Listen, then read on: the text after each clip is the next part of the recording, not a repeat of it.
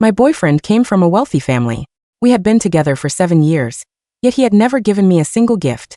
When he proposed, he even asked for the diamond ring back, so he could return it for a refund.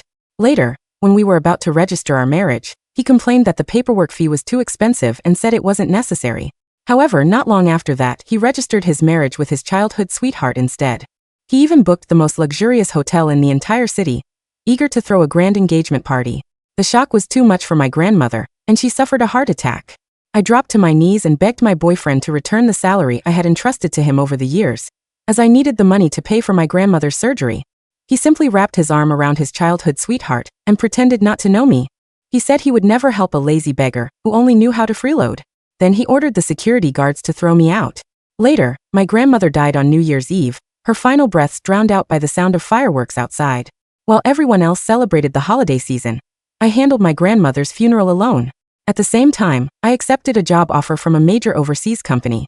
When I returned home to get my passport, the man, who had just finished introducing his sweetheart to his parents and was clearly in a good mood, saw me and assumed I was still throwing a tantrum.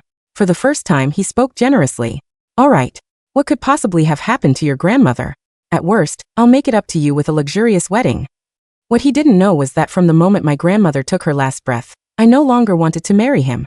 I had just picked up my passport when a long, well-defined hand suddenly snatched it out of my grasp. "What are you looking for that you didn't even notice I came back?" My boyfriend, Hudson Chase, had just returned home. The tip of his nose was red from the cold.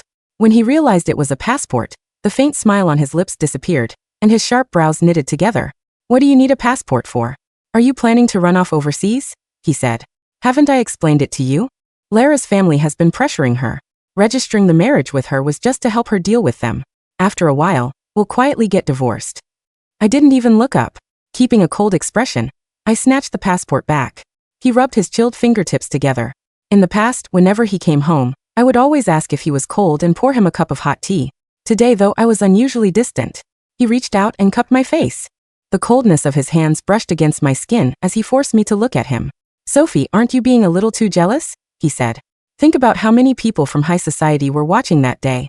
If word got back to my dad, neither of us would come out of it well." I let out a self-mocking laugh. To him, I was nothing more than a pastime he couldn't publicly acknowledge. I pried his hand away, but he clung to me again. His icy fingers lifted my chin as he carefully examined the small scratch on my cheek, his voice full of concern. "Do those bodyguards have a death wish? They turned my Soph into a little stray cat. I'll dock all their pay later." Here it was again. In the past, no matter how angry I was, I would eventually forgive him after he pestered me, but not this time.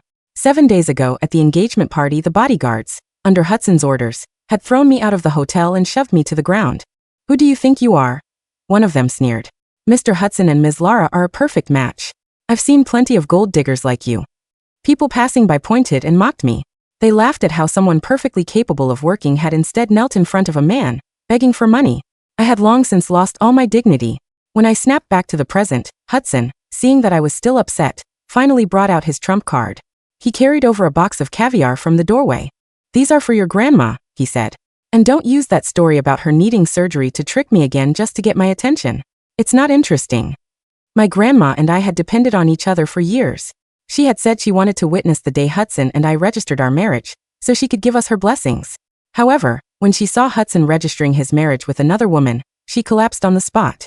The doctor told me that as long as I could come up with $100,000 for the surgery, my grandma would still have a chance to live. On New Year's Eve, I humbled myself and called everyone I could think of, begging to get a loan. However, every call ended with them either rejecting the call outright or scolding me for bringing bad luck during the holiday. Amid the endless sound of the fireworks, my grandma closed her eyes. And just like that, I was the only one left. At the thought of her pale face, my heart felt like it was being sliced apart. My eyes reddened instantly. I didn't take the box of caviar he had brought. Instead, I said, "Hudson, I wanted to call for a breakup, but before those words could leave my mouth, Hudson cut me off. "All right, enough. You spent the new year with your grandma. You probably don't have much money left, don't you?" With a flick of his finger, he transferred me $200. "Take this as the money I spent buying caviar for your grandma. No need to write an IOU." Thinking about it, I found it rather amusing. He was afraid I was a gold digger, so he made me hand over my salary to him. If I needed spending money, I had to wait for his approval, and every time he transferred money to me, he would make me write an IOU. After 7 years of dating, I somehow ended up deeply in debt to Hudson. Back then, I simply thought that his sensitivity to money was because his family ran a company. So, I indulged him and agreed to all his requests. However, his frugality was only ever directed at me. When it came to Lara, he could spend lavishly, buying her diamond necklaces worth a fortune or even purchasing villas for her. Every gesture made headlines. Well, as they said, where the money went was where the love was. Snapping back to reality, I immediately transferred the $200 back to him and said, "No need. I don't want it." Only then did Hudson finally look at me seriously. As if realizing something, he sighed helplessly. "Is that too little? Fine. I'll agree to have a wedding with you, alright? That'll make your vain grandma proud too, wouldn't it? Honestly, you're all the same." His words pierced my ears. Yet I had endured it for 7 years. All I had ever wanted was a normal relationship, exchanging gifts and going shopping together like any other couple. However, he always accused me of being vain and comparing myself to others. He claimed I was after his family's money. There's no need for a wedding. We're not real husband and wife anyway. Hudson's handsome face darkened, revealing the familiar expression of irritation I knew all too well. Just then, someone knocked on the door. He shot me an annoyed glance before turning to open it. The next second, his voice suddenly rose in surprise. "What are you doing here?" I turned my head. Standing at the doorway was Lara, wearing a matching couple's down jacket, the same style as Hudson's. She lightly punched his chest and laughed brightly. "My prince, my girlfriends are visiting today. They'd like to see what my husband looks like. Come spend another day with me." Then she looked past Hudson at me, blinking her large innocent eyes in open provocation. "Sophie, you won't be angry about it, will you? You weren't angry the other day either. Hudson and I are just best friends. You know that." As she spoke, she deliberately shivered, as if to complain it was cold, and intertwined her fingers with Hudson's. The pair of matching wedding rings on their hands was impossible to miss. Hudson looked at her with affection and with practiced ease, slipped her hand into his pocket to warm it. What would she be angry about? "Don't worry. I'll make sure you look good in front of your girlfriends." As he spoke, Hudson grabbed his car keys and turned to leave. After taking 2 steps, he seemed to remember me. He released Lara's hand, walked over, cupped my face, and kissed the corner of my lips. "Don't worry. This will be the last time. After this, I'll spend every day with you." Unfortunately for Hudson, there would be no after this for us anymore. I wiped my lips hard, watching as the two of them laughed and walked away together. Then, I turned around and picked up the resignation letter that had been prepared on the table. As it was a week since the new year, my co-workers had returned to work. When I arrived late, they all covered their mouths and laughed knowingly. How dare Sophie show herself at the company? She must be crazy for money. She caused a scene on the day Mr. Hudson got married. She even begged him for money. She has no shame at all. She usually comes across as rather stuck up, acting all high and mighty just because she's been with Mr. Hudson for 7 years, but she's more obsequious when demanding money than my dog is when begging for food. Serves her right. I ignored the mockery and walked into the HR office, my expression the same. The HR manager smirked and said, "Your application has been submitted. Once Mr. Hudson approves it, you can pack up and leave. In your situation, the company won't be giving you any compensation." I nodded, said nothing, and turned to leave the company. The sun was setting, and the streets were full of couples or families of 3. I, on the other hand, was alone. Loneliness weighed on my chest. The only family I had left, the career I had fought for all these years, and the man I loved, all of them were gone. As I walked along the road I had taken for 7 years, the road between my home and the company, memories began to flood my mind. My parents died in a car accident when I was 7 years old. The compensation money was divided up by cruel relatives, leaving only my grandma and me to rely on each other. Later, by sheer coincidence, my grandma saved Hudson, who had fallen off a cliff while traveling in a mountain village, and cared for him as if he were her own grandson. That was how I first crossed paths with him. At the time, I was just a university student, working several part-time jobs every day just to survive. As such, Hudson volunteered to visit my grandma for me, and would often send me updates about her. Whenever I felt like I couldn't go on anymore, he would hold me while I broke down and softly comfort me, promising that he would always stay by my side and never abandon me. Back then, he really loved me, so much so that he wanted to be with me every day. Even though I dressed simply, he would lace his fingers through mine and proudly introduce me to everyone. "This is my girlfriend. Isn't she beautiful? She's the best girlfriend in the world." Gradually, however, he started looking at me with suspicion, afraid I was after his family's wealth. That was when he demanded that I hand over all of my salary, so he could manage it. After that, his need for control only grew stronger. Even when I asked for $5 to buy a cup of coffee, he would become suspicious and question me endlessly. Then, 3 months ago, on the very day Lara returned to the country, he happily bought her a priceless gemstone ring. He even spent a fortune to display a message on giant screens across the city. It read, "Welcome home, Lara." That night was the first time he didn't come home. When I brought the police to look for him, he was drunk, his eyes red as he grabbed Lara's arm and demanded hoarsely, "When we were 5 years old, you said you were the princess and I was the prince. You said you would marry me. So why did you leave without a word?" A chill ran down my spine. After he sobered up, we had a huge fight. I asked him who exactly had his heart, but he said I was overthinking things. He told me I knew the answer, that if Lara had never left back then, I would never have had the chance to cross paths with him at all. It wasn't until the day Lara posted on social media, saying she wanted to get married, that Hudson finally ended our fight by going down on one knee and asking if I would marry him. Ridiculously, I was overjoyed. I thought that in the end he had chosen me. So with tears in my eyes, I said yes, and now this absurd relationship was finally coming to an end. When I came back to my senses, I realized I had walked much farther than I intended. Suddenly, loud voices reached my ears. "Hudson, you can't back out of truth or dare.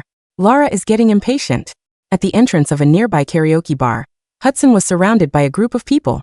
He was gripping Lara's hand tightly as he shouted at the top of his lungs, "Lara is the only person I love." He shouted it 3 times, each time louder than the last and more certain than before. Soon, passers-by all along the street had stopped to watch. The tip of the ears of that usually arrogant man suddenly turned red. Lara naturally slipped her arm through his and smiled sweetly. The crowd immediately began to cheer. "Come on, the mood is perfect now. Why don't you two kiss?" Hudson froze for a moment, and Lara quickly tried to smooth things over. "Let's not take things too far. Hudson here is a little shy." Before she could finish speaking, Hudson suddenly cupped her face and lowered his head, giving her a deep, affectionate kiss. It was brief, just a touch before they parted.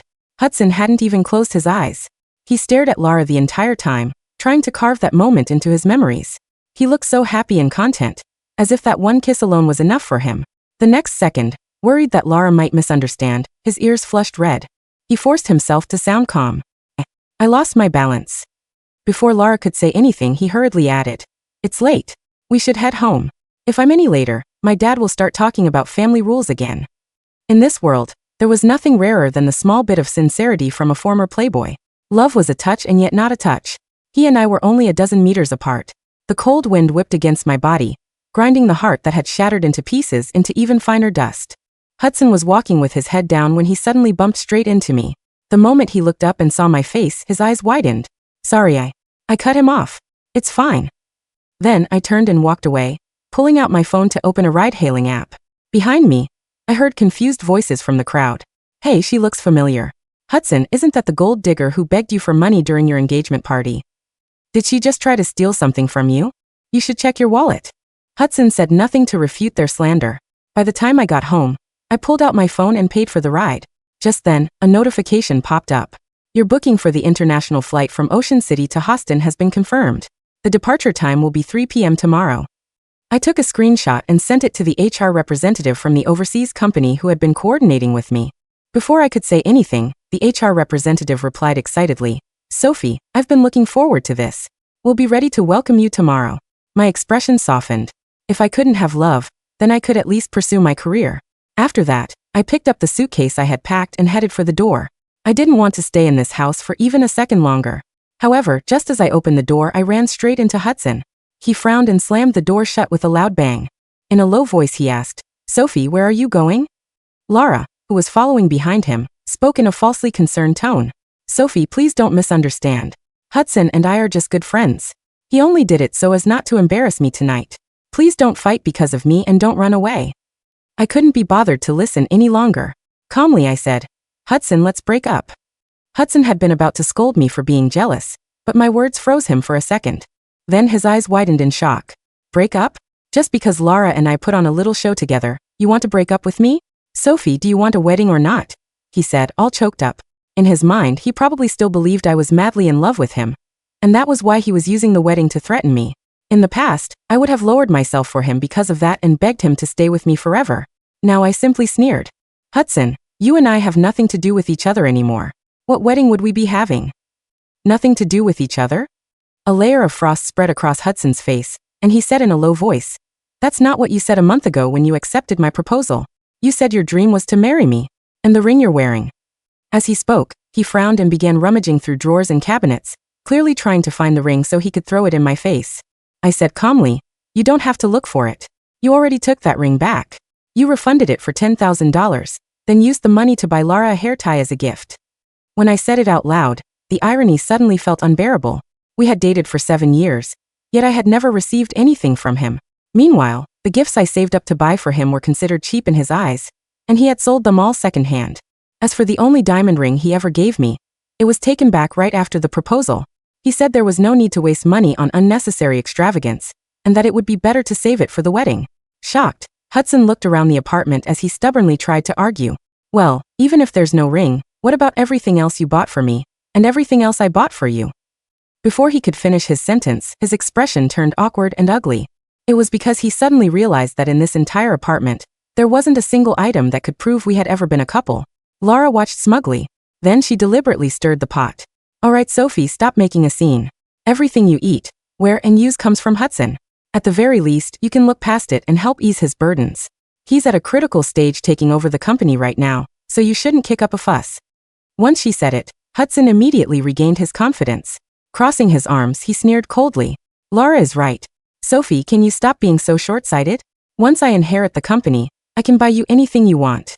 Now put your suitcase down and behave. Otherwise, don't blame me for cutting off your living expenses. I slowly removed my hand from the suitcase. Then, I turned around and carried out a box filled with IOU slips. My voice was calm and distant. Hudson, for the past 7 years, you gave me $200 a month for living expenses. For every extra cost, you made me write an IOU. There are 500 of them here, totaling $20,000. I paused briefly before continuing. My grandma's surgeries and medical treatments over the years cost $300,000. My bank card with my salary has been kept with you this whole time. 7 years of income, that's at least $1 million. Now, please return the remaining $680,000 to me. Furious, Hudson flipped the box out of my hands, and countless IOU slips scattered through the air like falling snow. Sophie, we've been together for 7 years, and to you, am I only worth as much as this measly amount of money? How can you be so shallow? The disgust and contempt in his voice made my voice catch in my throat. Hudson, that money is the result of my own hard work. However, the moment I said that, he became even angrier. He kicked the coffee table violently, and the loud crash echoed through the room. Money, money, money. Sophie, all you think about is money. Why can't you be more like Lara? She doesn't care about fame or fortune. She's straightforward and easygoing. She's never once asked me for anything.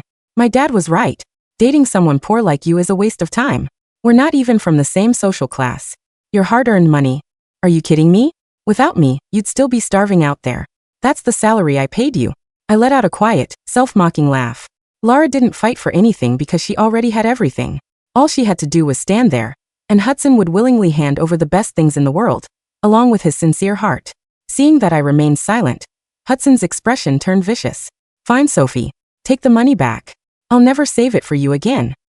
The next second, he hurled the bank card straight at my face. The edge of the card scraped across my cheek. When I reached up to wipe it, my fingers came away stained bright red. Hudson immediately panicked. He reached out toward my face, his voice suddenly soft.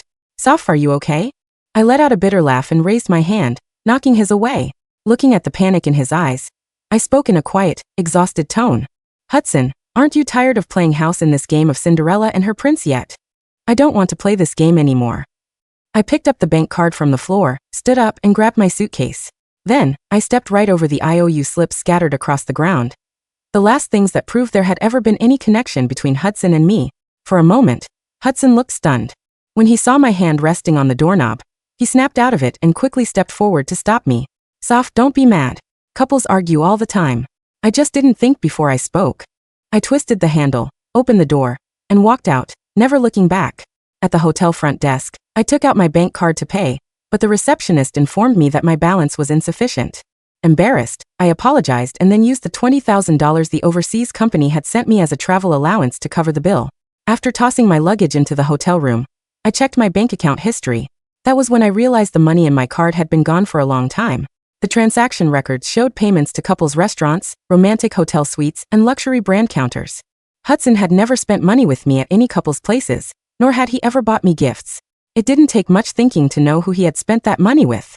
Just then, the HR manager sent me a message.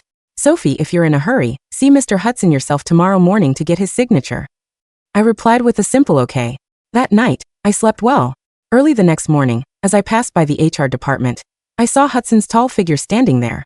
The HR manager was busy processing Lara's onboarding paperwork while flattering her enthusiastically. Ms. Lara, Mr. Hudson treats you so well. The two of you are such a perfect match.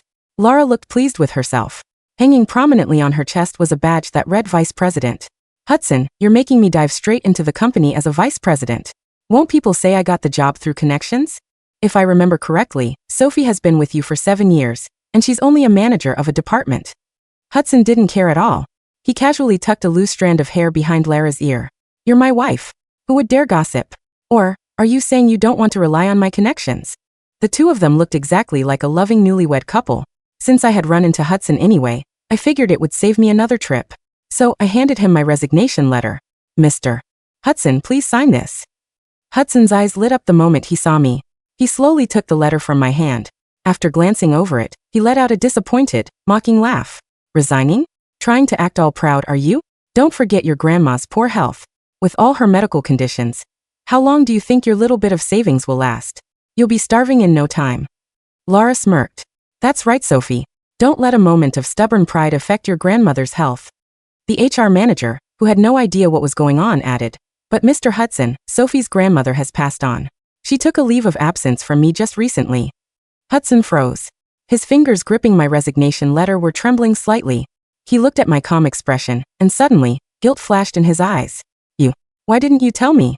Seeing his evasive gaze, I suddenly remembered years ago, back when Hudson would chop firewood and cook for my grandma. His handsome face would be smudged black with soot, yet he would grin at me with bright white teeth, laughing happily. Then I remembered my grandma, tears in her eyes before she died, holding my hand as she said, "Sweetheart, I'm sorry. I shouldn't have pushed you and Hudson to be together back then." With the piercing pain still lingering in my chest, I replied coldly, "Mr. Hudson, it was a private matter. Do I have to report it to you as well?" Lara frowned and was about to scold me when Hudson suddenly grabbed my wrist and pulled me out of the HR department. His grip was so tight that my wrist turned red, and I could feel him trembling. Only when I hissed in pain did he abruptly let go. He placed the resignation letter back into my palm, and for once his tone softened. "Soft, don't act impulsively. Just wait for me. After work, we'll sit down and talk, okay?" At that moment, Lara burst in saying, "Hudson, your dad just called. He said he needs to talk to you. You should take the call." Hudson immediately turned around and hurried off, looking almost as if he were fleeing the scene. I shook my head and was about to leave when Lara suddenly stretched out her leg and blocked my path. "Sophie, clear out your office now. I'm moving in."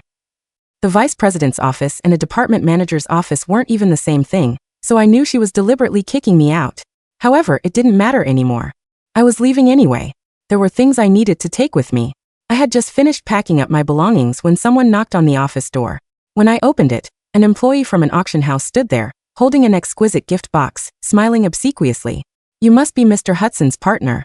This is the bracelet Mr. Hudson purchased for you at a recent auction. Please try it on." I froze where I stood. What was this supposed to be? A breakup gift? The people around us hadn't heard what the employee said clearly. However, they recognized the logo on the gift box and immediately began whispering among themselves. "That's Bulgari. Even the cheapest one costs over $30,000. No wonder Sophie is quitting. She found herself a rich man." Before I could respond, the auction house employee had taken out the bracelet and gestured for me to hold out my hand, just as the clasp was about to close around my wrist. "Sophie, I know your family is poor, but I never expected you to steal my bracelet and pretend it's yours." Lara's sharp voice suddenly cut through the room. "I'm Hudson's partner. Don't you think you've gone too far?" At some point, she had appeared behind us. She grabbed the bracelet off my wrist in one swift motion and looked at me with open contempt. The sudden accusation terrified the auction house employee, who quickly began apologizing. Lara waved her hand dismissively, signaling that it was fine. Then she turned to me with a falsely gentle smile. "Forget it. Sophie, you come from such a poor background. Maybe you've never seen something this valuable before. It's understandable if you got a little tempted." She paused deliberately before adding, "But a company can't tolerate this kind of petty theft." I touched the red mark on my wrist where the bracelet had been yanked off and sneered. Of course. There was no way Hudson would ever be this generous to me. Seeing the situation, the surrounding colleagues began urging Lara to put the bracelet on. "Ms. Lara, Mr. Hudson treats you so well. He's obsessed with spoiling his wife. Sophie sure has thick skin. To think she had the nerve to pretend to be you. Honestly, we shouldn't even show her mercy. Let's just throw her out." I gave another self-deprecating smile. Just as I picked up my cardboard box to leave, a familiar voice sounded beside me. "Soph, what's going on?" It was Hudson. The crowd immediately began speaking up for Lara. Mr. Hudson. Sophie's a thief. She tried to steal Ms. Lara's bracelet right in front of her. That thing is worth tens of thousands of dollars, at least. Should we call the police? Exactly. A vain gold digger like Sophie doesn't deserve to stay in our company. Lara smiled sweetly and deliberately raised her hand, showing off the bracelet. Don't listen to them, Hudson, she said softly. I really like the gift you bought me. Hudson's expression immediately darkened. I lowered my gaze, already waiting for him to scold me. Call me vain greedy, a shameless gold digger. Instead, he turned to Lara and said sharply, take it off. The entire office fell into a dead silence. Lara's smug smile froze on her face. She looked at Hudson, her eyes widening in disbelief. Hudson? What did you say? Hudson didn't look at her. His eyes were fixed entirely on me, dark and swirling with a sudden, desperate panic. He stepped forward, his voice tight. I said, take it off. It wasn't bought for you. The crowd of gossiping colleagues immediately shut their mouths, the air in the room dropping to freezing temperatures. Lara's face turned violently red, then stark white. But, I'm your wife. You bought a Bulgari bracelet and it's not for me? Then who is it for? The auction house employee, sensing the hostile atmosphere, nervously checked his delivery manifest. Mr. Hudson explicitly requested custom engraving on the inner band. The letter S. The delivery note stated it was a late birthday gift for Miss Sophie. The collective gasp in the room was audible. The HR manager, who had just been loudly mocking me, looked like she wanted the floor to swallow her whole. Hudson practically ripped the bracelet from Lara's stiff wrist. He ignored her humiliated gasp and turned to me, his hands actually trembling as he held the glittering diamonds out. Soft. His voice was painfully soft, a tone he hadn't used with me since my college days. Your birthday was last month. I forgot. And about your grandma. I'm sorry. I really am. I bought this to make it up to you. It cost $300,000. See, I'm perfectly willing to spend money on you. He thought this was the silver bullet. He truly believed that after 7 years of financial abuse, a diamond bracelet and a hollow apology could glue the shattered pieces of my life back together. I looked at the bracelet. It was beautiful. In another life, a younger, stupider Sophie would have wept with joy. Now, I just felt nauseous. $300,000, I repeated softly. Hudson's eyes lit up with desperate hope. Yes. Whatever you want, I'll buy it. Just tear up that resignation letter. We'll go to a nice dinner tonight, just you and me. Where did the money come from, Hudson? I interrupted, my voice perfectly level.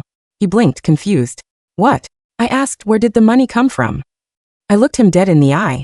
Because as of yesterday, you still held my bank card. You've collected over $1 million of my salary over the last 7 years. Did you use my own money to buy me a belated birthday gift, just so you could feel generous? The office erupted into shocked whispers. Her salary? He took her salary. Wait, so she wasn't a gold digger at all. He was spending her money. Hudson's face turned an ugly shade of purple. Sophie, shut up. Don't talk about our private matters in front of everyone. You didn't mind them talking when they were calling me a thief 5 minutes ago, I said flatly. I picked up my cardboard box, adjusting my grip. Keep the bracelet, Hudson. Give it to Lara, sell it, I don't care. Just wire the $680,000 you owe me by tomorrow. If the money isn't in my account by noon, you'll be hearing from my lawyer. I didn't wait for his response. I turned on my heel and walked out of the office. This time, no one dared to block my path. The next morning, I finalized my legal arrangements.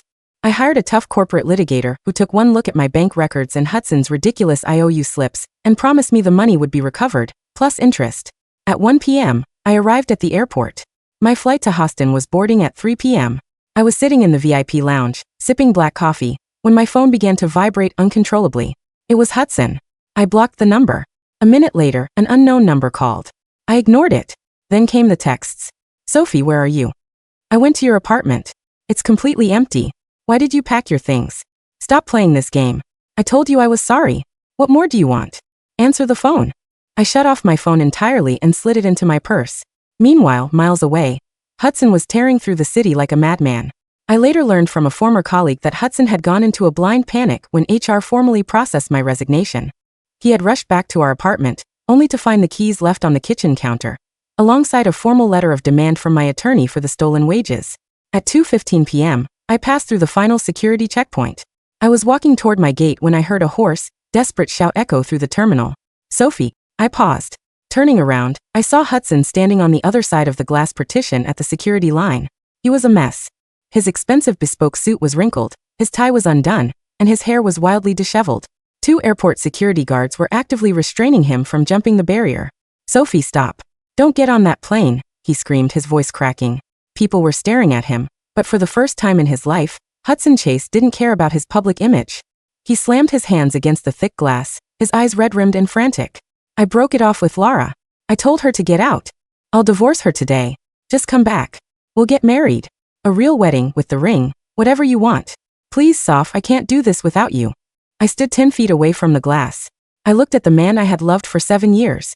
I searched my heart for a spark of grief, a flicker of hesitation, or even a pulse of anger. There was nothing.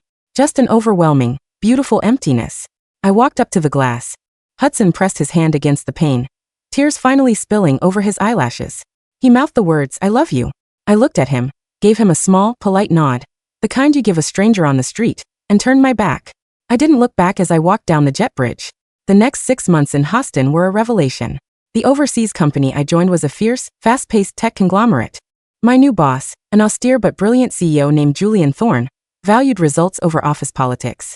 Without the emotional anchor of Hudson dragging me down, my career skyrocketed. I was promoted to regional director within 4 months. I bought a beautiful apartment overlooking the river. I learned how to sleep through the night again. Back in Ocean City, however, Hudson's life was unraveling at a spectacular pace. My lawyer was merciless. The lawsuit regarding my wages became public record. The media got hold of the story. The wealthy heir who forced his girlfriend to write IOUs for groceries.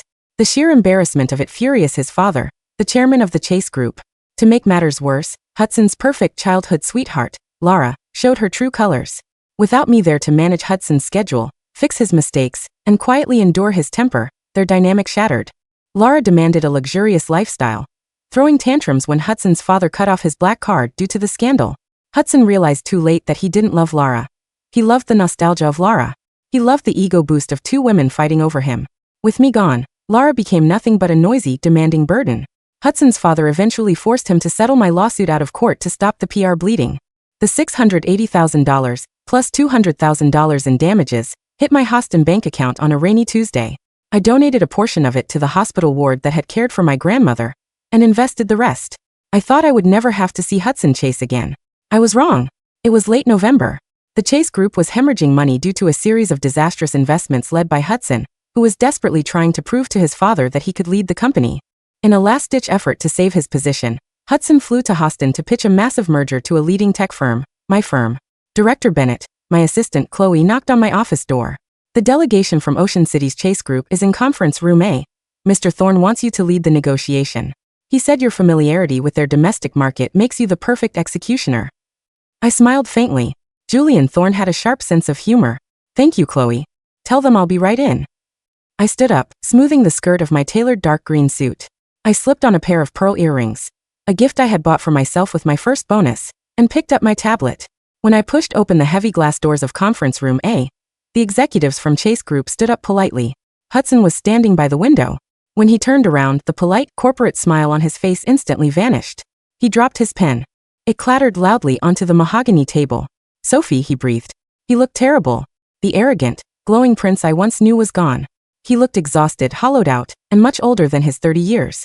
His eyes devoured me, taking in my sharp suit, my confident posture, and the undeniable aura of authority I now carried. Miss Bennett, I corrected smoothly, walking to the head of the table and taking my seat. I didn't even blink.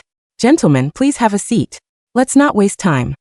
Hudson collapsed into his chair, staring at me as if he had seen a ghost. During the entire 2-hour presentation, he couldn't string 2 coherent sentences together. His VP of Finance had to take over the pitch. Hudson just watched me, his hands trembling under the table. When the presentation concluded, I set my tablet down. Thank you for the detailed proposal, I said, my voice projecting clearly across the room. However, Thorne Industries will be declining the merger. Your Q3 margins reflect poor internal management, and frankly, Chase Group's recent public relations scandals show a severe lack of executive judgment. We cannot risk associating our brand with unstable leadership. I was rejecting his company. I was rejecting him. And I was doing it entirely on professional grounds. Hudson's executives looked devastated. They began packing their briefcases in grim silence. Meeting adjourned, I said, standing up. Wait, Hudson croaked, standing up so fast his chair tipped over. Ms. Bennett. Sophie, please. Can I have 5 minutes alone with you? Just 5 minutes. I looked at his VP, who awkwardly cleared his throat and ushered the rest of the team out of the room. When the heavy glass door clicked shut, it was just the 2 of us. The silence stretched between us. Hudson took a step toward me, his eyes shining with unshed tears. You look beautiful, Soph, he whispered. You look amazing. If you have a revised financial proposition, Hudson, you can email my assistant, I said, organizing my files. Stop. Please stop, he begged, walking closer. I divorced her, Sophie. I signed the papers 3 months ago. It cost me millions, but I got rid of Lara. I did it for you. I finally looked up at him. You did it because she bled your accounts dry and cheated on you with your personal trainer, Hudson. I read the tabloids. Don't pretend you did it for me. He flinched as if I had struck him. He dropped to his knees. The wealthy, arrogant heir of the Chase family was actually kneeling on the carpet of my boardroom. I was so wrong, he choked out, grasping at the hem of my skirt. I immediately stepped back, forcing him to grab empty air. Sophie, every single day without you has been hell. I didn't realize everything you did for me. I didn't realize you were the only one who ever truly loved me. Please, punish me however you want. Beat me, curse at me, just come back to me. We can start over. He pulled a velvet box from his pocket and flipped it open. Inside sat a massive, flawless diamond ring. It was easily worth 10 times the ring he had taken back from me. Marry me, he sobbed. Please, Sophie, marry me. I looked down at the man sobbing at my feet. For 7 years, I had believed that Hudson was a god. I had believed that his scraps of affection were the best I would ever get. I had allowed him to whittle me down into nothing, convincing myself that his cruelty was just a quirk of his social class. But looking at him now, I didn't see a prince. I just saw a pathetic, deeply broken man who only valued things once they were taken away from him. Hudson, I said, my voice eerily calm. He looked up, his eyes full of desperate hope. Do you know what I was doing while you were buying that ring? I asked quietly. He shook his head slowly. I was living, I said. I was waking up in a quiet apartment. I was drinking coffee without having to log the expense on an IOU. I was leading board meetings. I was breathing. I closed my briefcase, the snap echoing loudly in the quiet room. You think you can buy your way out of the fact that you killed the girl who loved you? I continued, my tone devoid of anger, which only seemed to terrify him more. But you can't. That Sophie died in a hospital corridor on New Year's Eve, listening to fireworks, while you were out warming Lara's hands. Hudson let out a guttural sound, burying his face in his hands. Get up, Hudson, I said coldly. You're ruining the carpet. I walked toward the door. As I placed my hand on the handle, I paused and looked over my shoulder one last time. Have a safe flight back to Ocean City, Mr. Chase. Oh, and one more thing. I gave him a razor-thin smile. I threw those caviar jars you bought into the trash. They were cheap imitations. You really shouldn't be so stingy. I opened the door and walked out, leaving him kneeling alone in the empty room. As I walked down the glass-walled corridor of my company, the afternoon sun filtered in, bathing the hallway in warm, golden light. My phone buzzed in my pocket. It was a message from Julian, asking if I wanted to celebrate the successful defense against the merger with a glass of champagne. I smiled, typing back a quick yes. I didn't look back at conference room A. I didn't need to. My past was finally, completely behind me, and the future was entirely my own.